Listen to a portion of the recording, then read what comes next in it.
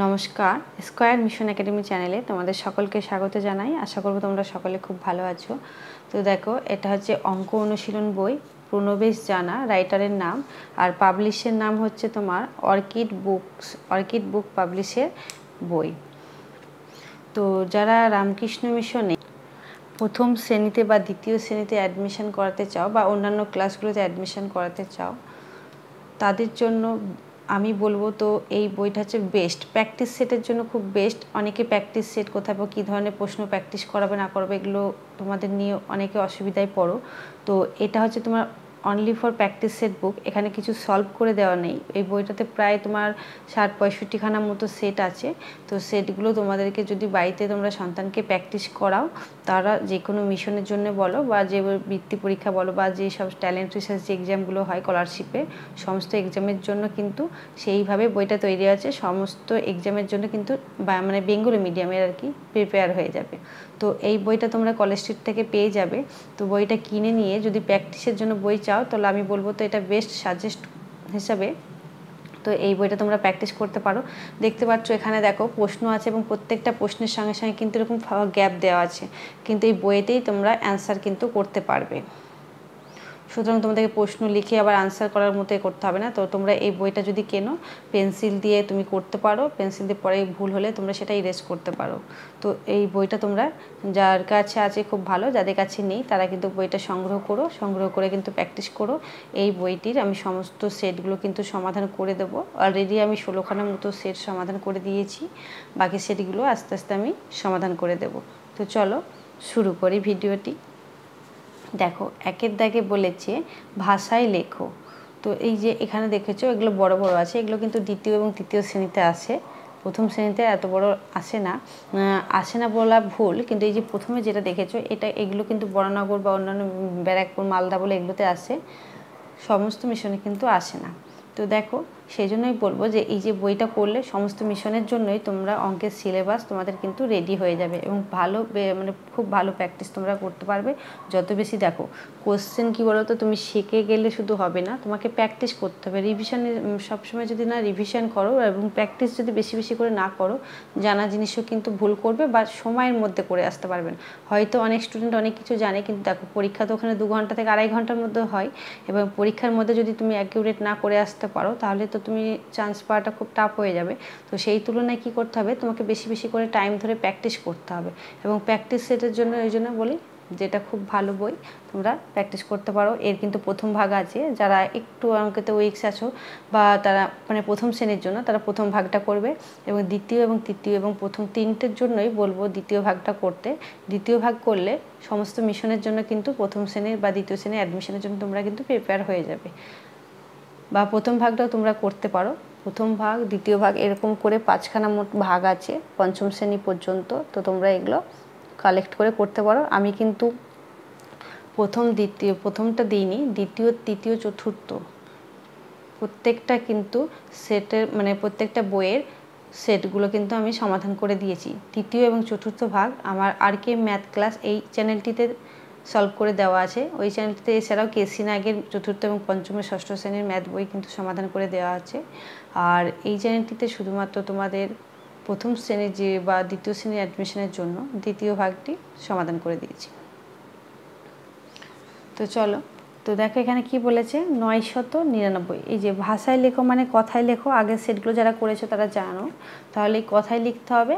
তো তোমরা কথায় আমি বলেছিলাম বারবার, যখনই এরকম কথায় লেখা থাকবে বড় বড় সংখ্যা থাকবে তখন কিন্তু তোমরা পেন্সিল দিয়ে, যেখানে পেন্সিল অ্যালাউ আছে সেখানে পেন্সিল দেবে, যেখানে পেন্সিল অ্যালাউ থাকে না তারা কিন্তু রাফ ডান দিকে রাফ করে মাথার উপর এক দশক কিন্তু লিখে নিতে পারো। যারা ভুল করবে, মনে হয় ভুল হবে বা এত বড় দেখে ভয় পাও, তারা কিন্তু ডান দিকে রাফ করে মাথার উপরে এক দশক লিখে নিয়ে তারপরে কথায় লিখবে। তো দেখো, আমি তোমাদেরকে বোঝানোর জন্য আমি এক দশক করে মাথার উপরে লিখে নিয়েই করেছি। দেখো প্রত্যেকটা অঙ্কের মাথার উপরে কিন্তু একক দশক শতক লিখে নিয়েছি। তাহলে কি হয়, বুঝতে সুবিধা হয় এবং দেখে সঙ্গে সঙ্গে লেখা যায়। তো দেখো শতকের ঘরে 9 আছে, তাহলে কি লিখবো 9 শত, তারপরে দশকের ঘরে 9, এককের ঘরে তাহলে কত 9 × 9 99, তো 999। নেক্সট দেখো হাজারের ঘরে 9 আছে, তাহলে কি লিখবো 9000। শতকের ঘরে 9, তাহলে 9 শতক বা 9 শত লিখতে পারো। তারপর কি আছে দেখো 90। নেক্সট দেখো হাজারের ঘরে 9 আছে, তো 9 লিখলাম। শতকের ঘরে কিছু নেই, তাই কিছু লিখলাম না, তাহলে কত 9000 হলো। তারপর দেখো দশকের ঘরে কত আছে 9, একক ঘরে 0, তাহলে কি হবে 90। 9 শূন্য কি হয় 90। ডান দিকে 0 কিন্তু যোগ হয়, বাঁ দিকে 0 কিন্তু দাম থাকে না। দেখো এখানে 9-এর ডান দিকে 0 আছে তাই 90 হয়েছে, বাঁ দিকে 0টা কিন্তু যোগ হয়নি। যেহেতু তোমার হাজার এক পড়া হয়, শতক একে একে আমি পড়ানো হয় সেই জন্য। নেক্সট দেখো হাজারের ঘরে 7 আছে, তাহলে কি লিখবো 7000। শতক এবং দশকের ঘরে কিছু নেই, কিছু লিখলাম না। এককের ঘরে 7 আছে, তো আমি 7 লিখলাম। এখানে আরেকটা জিনিস তোমরা কিন্তু অনেকে ভুল করো যে এইটুকু শুধু লিখে দাও, এর পাশে যে দেখো টাকা কথাটা লেখা আছে, তোমাদের কথায় যখন লিখবে পাশে কিন্তু টাকা কথাটাও লিখবে। অনেকেই এটা ভুল করে, অনেক 10 জন পরীক্ষা দেবে 7 জনই এটা ভুল করে, যেখানে টাকাটা লেখে না। তো দেখো এবার 2-এর দাগের অঙ্কগুলো। 2-এর দাগে বলেছে দেখো 4, 5 ও 6 অঙ্ক 3টি দ্বারা 3 অঙ্কের যে সংখ্যাগুলো গঠন করা যায় সেই সংখ্যাগুলো গঠন করে সংখ্যাগুলোর কিন্তু যোগফল তোমাকে নির্ণয় করতে হবে। তাহলে এই যেখানে 3টে অঙ্ক দিয়েছে 4, 5 ও 6, এই 3টে অঙ্ক দিয়ে কটা সংখ্যা তোমাকে 3 অঙ্কের সংখ্যা তৈরি করতে হবে, এরকম যত সংখ্যা হবে তত সংখ্যা তোমাকে তৈরি করতে হবে। করার পরে সেগুলোকে যোগ করে যে যোগফলটা হবে সেটা তোমাকে আনসার করতে হবে। তো দেখো আমি এখানে করে দিয়েছি। তো সংখ্যাটা কি বলেছে দেখো 4, 5 আর 6। তাহলে দেখো এই যে প্রথমে 4 দিয়ে করব, দেখো এইভাবে করলে তোমাদের ভুল হওয়ার চান্সটা খুব কম থাকে। তো 4, 5, 6 যেমন আছে লিখলাম। তো তারপরে কি দেখো 4, 6, 5 লিখলাম, বা 4, 5, 6 লিখতে পারো, কারণ 4, 5, 6 লিখবে না, কারণ দেখো 4, 5, 6 এই জন্য হবে না, 5, 4 লিখবে, তো সেটা তোমার পরবর্তীতে আসবে। তাহলে প্রথম থেকে বলি 4, 5, 6 লিখলাম, তারপর 4, 6, 5, তারপরে কি আছে দেখো, তাহলে 4-এর ঘরটা কমপ্লিট হলো।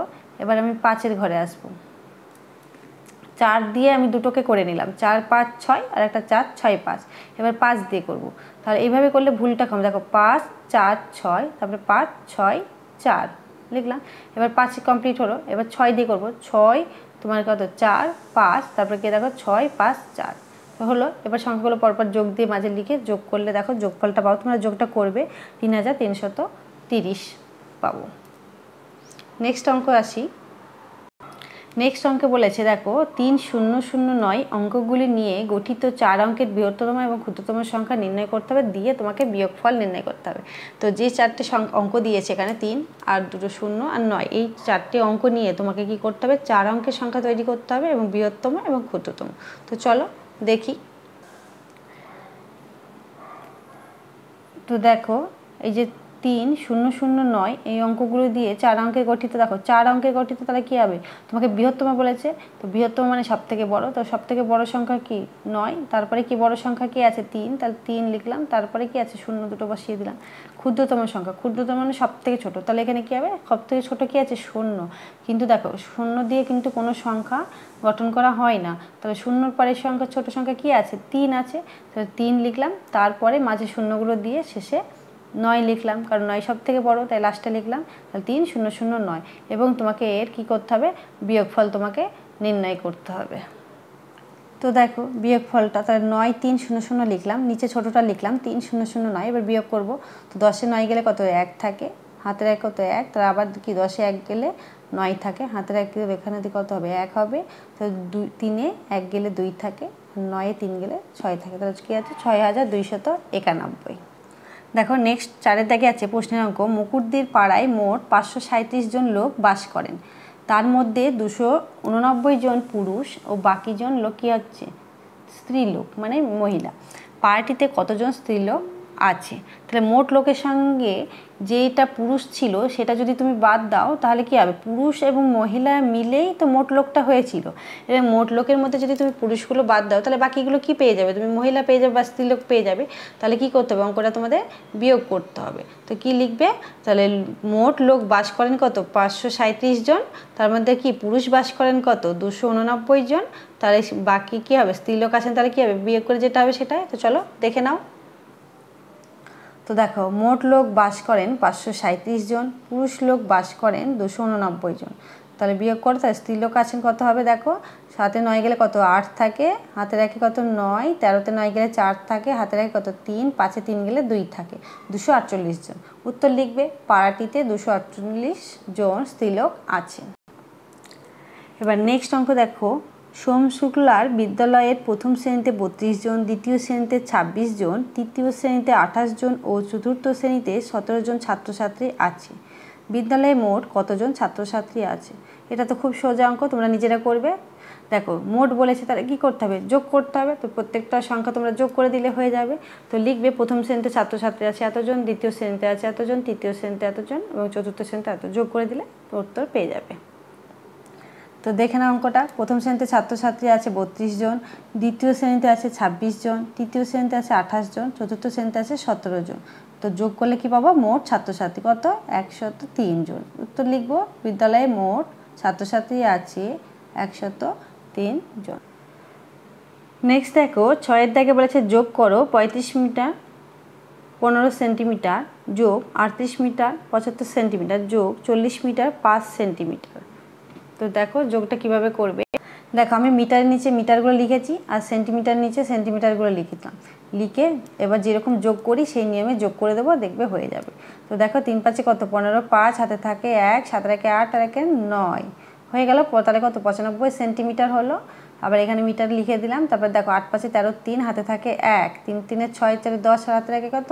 11। তাহলে 113 মিটার 95 সেন্টিমিটার। তো যোগফল তোমরা লিখবে, নির্ণয় যোগফল বলে লিখবে। নেক্সট প্রশ্ন বলেছে দেখো, ইংরেজি বছরের শেষ মাস কি? এই মাসের দিন সংখ্যা কত? তো ইংরেজি বছরের শেষ মাস হলো ডিসেম্বর, মাসের দিন সংখ্যা কত? 31 দিন। তো দেখো ডিসেম্বর মাস আর দিন সংখ্যা হচ্ছে 31। দেখো শূন্যস্থানগুলি পূরণ করো। 8-এর কয়ের দাগে বলেছে 99 যোগ ড্যাশ সমান 100। তো 99-এর সঙ্গে আর কত যোগ করলে তুমি 100 পাবে। তো এই ধরনের অঙ্কগুলো কী করে করবে খালি ঘর পূরণ করার জন্য, তার জন্য আমি আলাদা পার্টিকুলার ভিডিও দিয়েছি। সেখানে বলেছি খালি ঘর তোমাদের কীভাবে করতে হবে, কীভাবে তোমাদের পরীক্ষা আসলে অ্যাটেন্ড করবে, তার কিন্তু সমস্ত কিছু ওখানে বলা আছে। তো আগের ভিডিওগুলো তোমরা দেখে নিও। তো দেখো তাহলে কি আছে, কত যোগ করে তুমি 100 পাবে। তাহলে কী করবো? 100 থেকে 99 বিয়োগ করবো, বিয়োগ করে দেখবো কত। তো তাহলে কী হবে? সেটাই উত্তর হবে। তো তোমরা এটা করবে নিজেরা। নেক্সট দেখো 38 বিয়োগ ড্যাশ। তো 38-এর সঙ্গে আর কত বাদ দিলে তুমি 8 পাবে। তাহলে কি করবে? 38-এর সঙ্গে কি এই যে 8টা বিয়োগ করবে, বিয়োগ করে দেখবে কত হচ্ছে, যত হবে সেটাই উত্তর হবে। তো চলো দেখে নাও। তো এই যে 100 থেকে 99 বাদ দিলে কত পাচ্ছিলাম? 1। তাহলে 99-এর সঙ্গে যদি তুমি 1 যোগ করো তাহলে কী পাবে? 100। আর 38-এর সঙ্গে কত বিয়োগ করলে? 8 পাবে। তাহলে 38-এর মধ্যে 8 বিয়োগ করে দেখো কত? 8-এর কত? 0 3। তাহলে 30। যদি 38-এর মধ্যে 30 বাদ দাও তাহলে তুমি 8 পাবে। নেক্সট বলেছে দেখো এক অঙ্কের ক্ষুদ্রতম সংখ্যা। তো এটা তোমরা জানো, এক অঙ্কের ক্ষুদ্রতম সংখ্যা হলো 9। আর এক অঙ্কের ক্ষুদ্রতম বলেছে এখানে। তো ক্ষুদ্রতম সংখ্যা হচ্ছে 1 আর বৃহত্তম হচ্ছে 9। তো 3 অঙ্কের বৃহত্তম সংখ্যা। তো 3 অঙ্কের বৃহত্তম সংখ্যা হলে কী হবে? যেহেতু 9 বৃহত্তম সংখ্যা, তাই 3 অঙ্কের বৃহত্তম সংখ্যা মানে 3টে 9। দেখো এক অঙ্কের ক্ষুদ্রতম সংখ্যা 1 আর 3 অঙ্কের বৃহত্তম সংখ্যা 3টে 9। নেক্সট বলেছে দেখো 124 সংখ্যাটিতে 2-এর স্থানীয় মান ও প্রকৃত মানের যোগফল। তো স্থানীয় মান এবং প্রকৃত মানের যোগফল বের করতে। স্থানীয় মান মানে কোন স্থানে সে অবস্থান করছে, একক দশক না শতক। প্রকৃত মান মানে যেটা দেয়া থাকে সেটাই তার প্রকৃত মান। প্রকৃত মান কোনো কিছু চেঞ্জ হয় না, যেটা দেয়া থাকে তোমাদের প্রশ্নে বা অঙ্কে সেটাই। তো দেখো 124 সংখ্যাটিতে তাহলে স্থানীয় 2-এর যেহেতু স্থানীয় মান বলেছে, তো 2 কত দশকের ঘরে, তাই 2কে 10 দিয়ে গুণ করলে কত পাবো? 20। এবং 2-এর কি বলেছে? প্রকৃত মান। প্রকৃত মান কি? 2 আছে, তাহলে 2ই হবে। তাহলে 20-র সঙ্গে 2 যোগ করে কত? 22 হবে। তাহলে 2-এর যোগফল কত হবে? 2-এর স্থানীয় মান ও প্রকৃত মানের যোগফল হবে 22। তোমরা উত্তর লিখবে, আমি এখানে লিখিনি। নেক্সট দেখো ড্যাশ মাসে এক ঋতু। তো কত মাসে এক ঋতু? 2 মাসে। নেক্সট হচ্ছে বছরের তৃতীয় ঋতু হলো কোনটি? তো তৃতীয় ঋতু, প্রথম ঋতু কি? গ্রীষ্ম, বর্ষা, তারপরে কত? শরৎ। তাহলে তৃতীয় ঋতু হচ্ছে শরৎ। এবং বছরের শেষ ঋতু কি? বসন্ত। বসন্তকাল। তো দেখো উত্তরগুলো। তো বছরের তৃতীয় ঋতু হচ্ছে শরৎকাল এবং শেষ ঋতু হলো বসন্তকাল। তো এই পর্যন্তই ছিল তোমাদের 18 নম্বর সেট। এরপরে দেখো 17 নাম্বার। এরপরে আছে প্রশ্নপত্র 18। তো পরের ভিডিওতে আবার প্রশ্নপত্র 18টা সলভ করে দেব। যদি ভিডিওটি ভালো লাগে তো লাইক কমেন্ট করো আর অন্যদেরকে শেয়ার করে দেখার সুযোগ করে দিও। যারা ভিডিওটি প্রথম থেকে শেষ পর্যন্ত দেখেছো তাদের অসংখ্য ধন্যবাদ।